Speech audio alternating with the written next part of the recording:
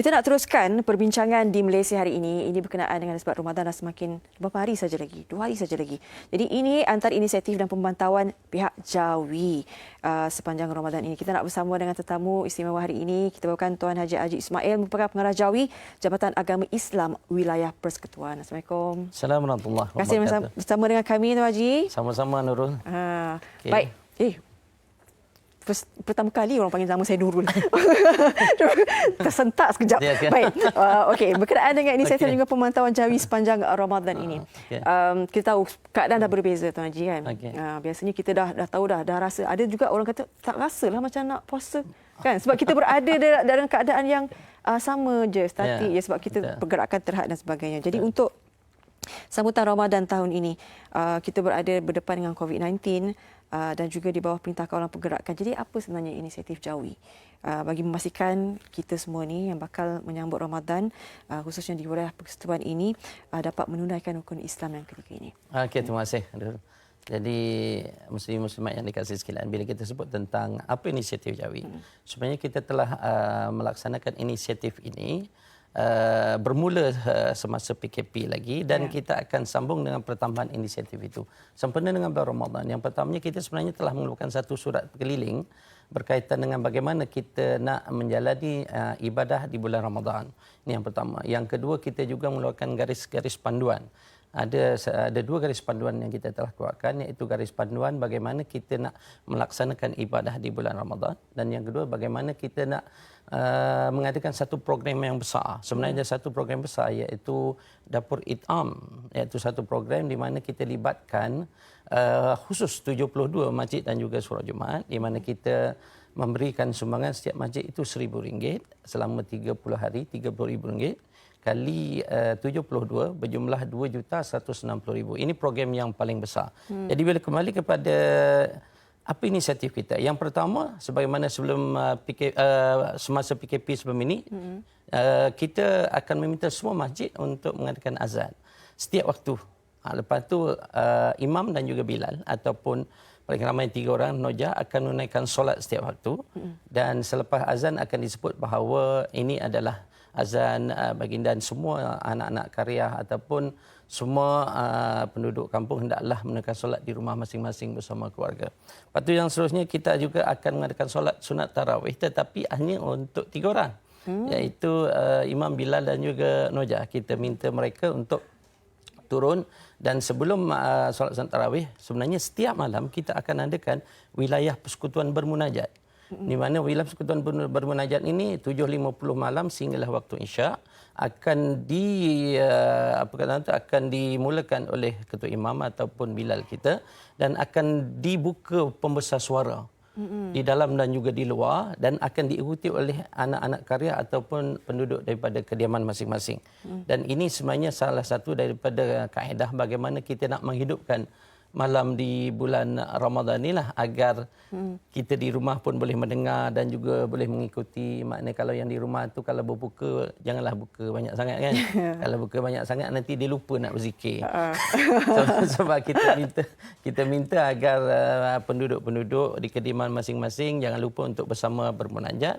Lepas tu solat tarawih bersama dengan isteri ataupun suami dan anak lelaki boleh menjadi imam kepada kepada ibunya ataupun adik-beradiknya yang lain. Dan seterusnya, kita juga masih menjalankan program-program bantuan. Kita beri program bantuan dalam sudut kita memberi makan kepada frontline, kepada petugas-petugas media dan kepada pihak-pihak yang memerlukan. Itu yang saya sebut tadi, 70 masjid sekurang-kurangnya, dan juga kita memang menggalakkan semua 89 masjid, 111 surau Jumaat untuk mengadakan program itu. Tetapi dengan pematuhan kepada SOP Kementerian Kesihatan Malaysia dan juga Perintah Kawalan Pergerakan.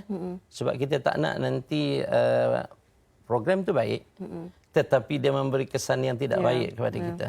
Sebab itulah mudah-mudahan kita akan cuba untuk menguruskan. Dan jangan lupa, ada satu lagi yang kita masih laksanakan, iaitu nikah secara dalam talian. Maknanya di bulan puasa pun kita masih jalankan tu. Maksudnya dia sekarang ini di Jawi lah. Saya lihat di Selangor ramai, tetapi di Jawi kita tapis. Walaupun ada 200 lebih yang telah mendapat kebenaran, tetapi setakat ini yang memohon dengan kita lebih kurang 16. Tapi kita tapis daripada sudut sebab mereka perlu memohon dengan kita.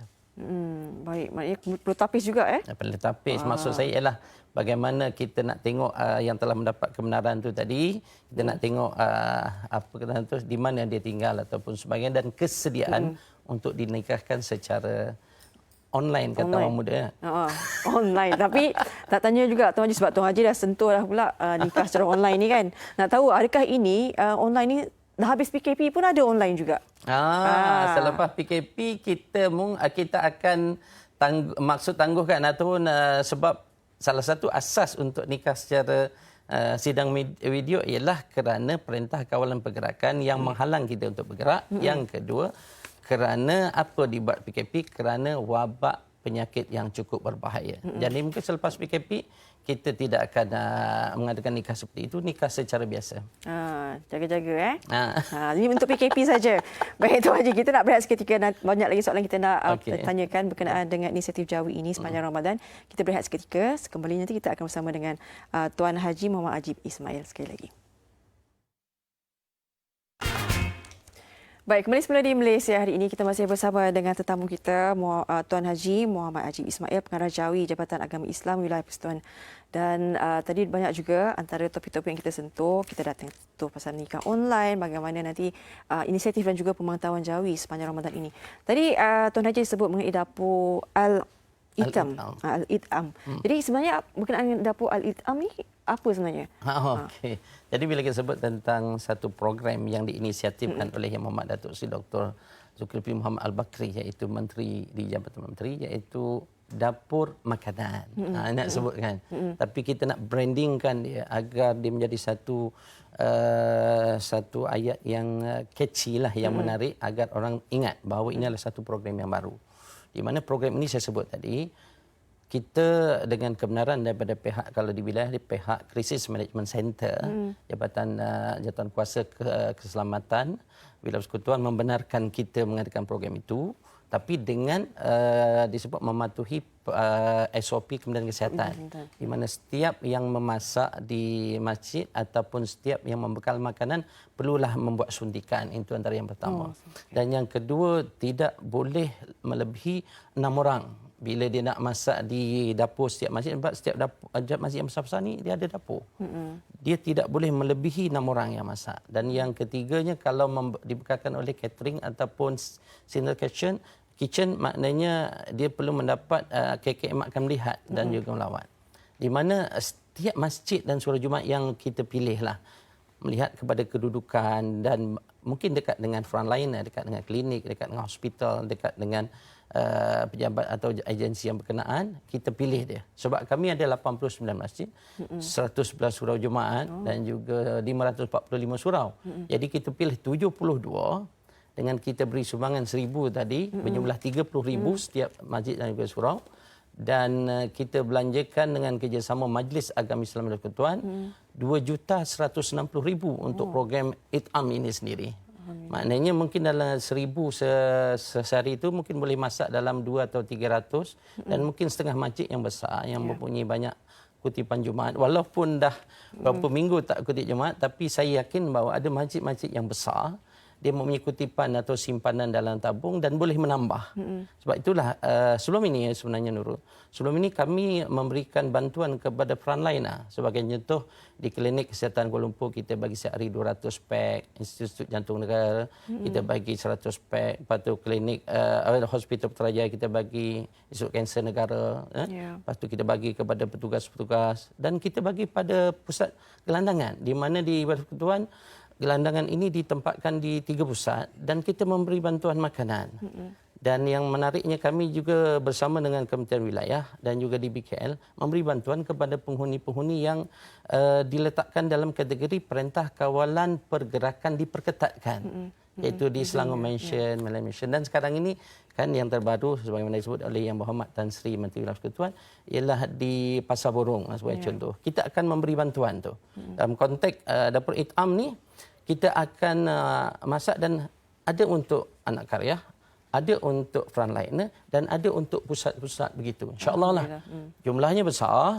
Kalau kita lihat jumlahnya cukup besar dan saya berterima kasih kepada pihak yang berhormat Datuk Seri Dr. Zulkifli Muhammad Al-Bakri kerana memberikan ruang kepada kami untuk melaksanakan program yang cukup cantik ini. Ya, alhamdulillah.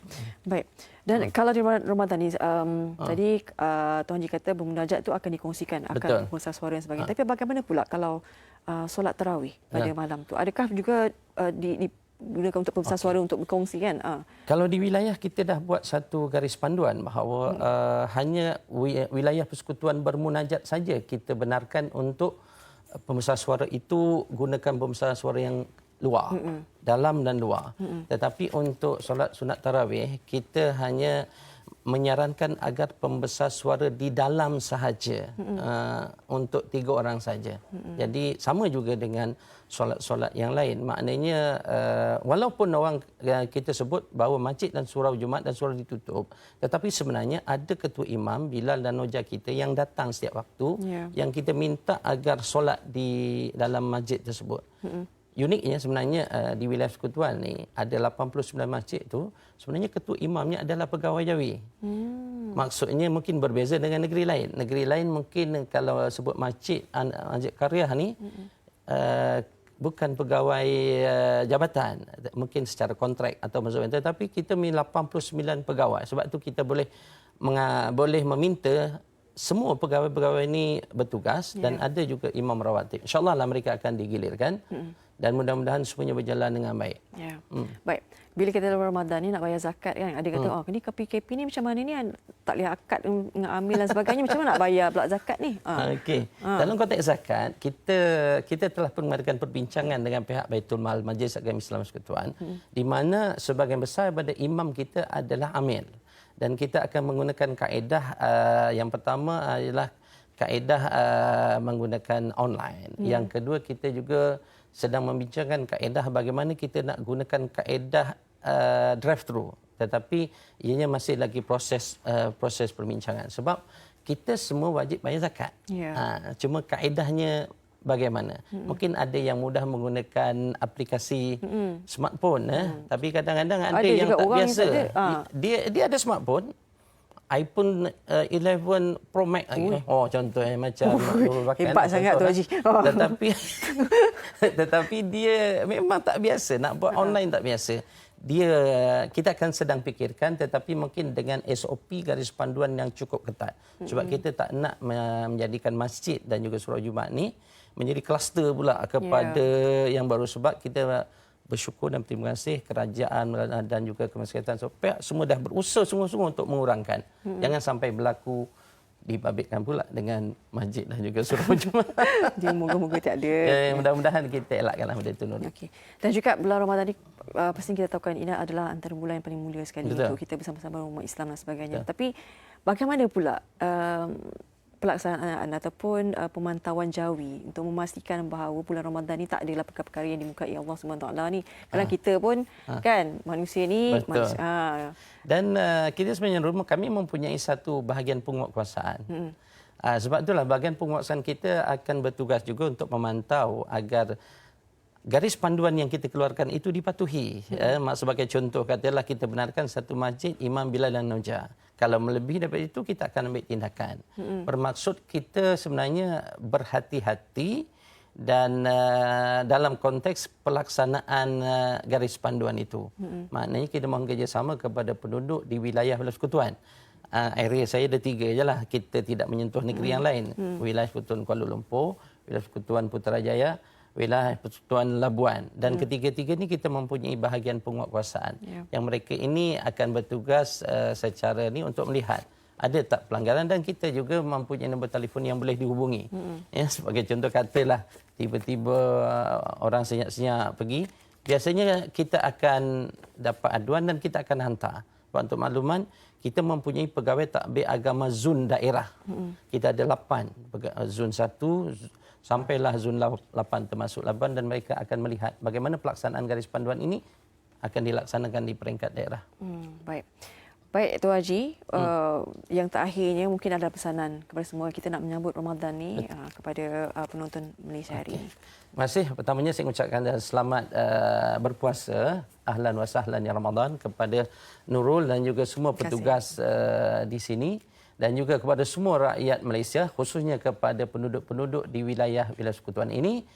Jadi harungilah bulan Ramadan ini dengan penuh keimanan dan ketakwaan, bersabarlah dengan situasi sekarang, bersangka baiklah kepada Allah Subhanahu Wa Taala dan kita sama-samalah berdoa agar Allah Subhanahu Wa Taala menerima segala amalan kita, memberi kekuatan kepada kita dan juga menjadikan ibadah puasa di bulan Ramadan ini adalah ibadah yang terbaik. Dan jangan lupa kita sama-samalah berdoa agar Allah Subhanahu Wa Taala menghapuskan wabak COVID-19 dari negara Malaysia dan seluruh negara umumnya. Ya, InsyaAllah. Sama-sama kita doa untuk semua kesejahteraan dunia sebenarnya. Sebab bukan saja negara kita tetapi seluruh dunia. Betul. Terima kasih banyak-banyak Tuan Haji Muhammad Haji Ismail sebagai pengarah Jawi. Dan selamat menyambut Ramadan Tuan Haji. InsyaAllah. Terima kasih. Kita jumpa lagi nanti. Ya. Tak ada duit raya kan ini? Tak ada. Online tak apa. Kalau nak nanti nombor akaun saya bagi. Boleh. Okey. Baik, selepas ini kita akan saksikan dulu sebelum nanti kita nak bersama dengan Hanif berkenaan dengan pengalaman barisan hadapan berdepan dengan COVID-19 ini.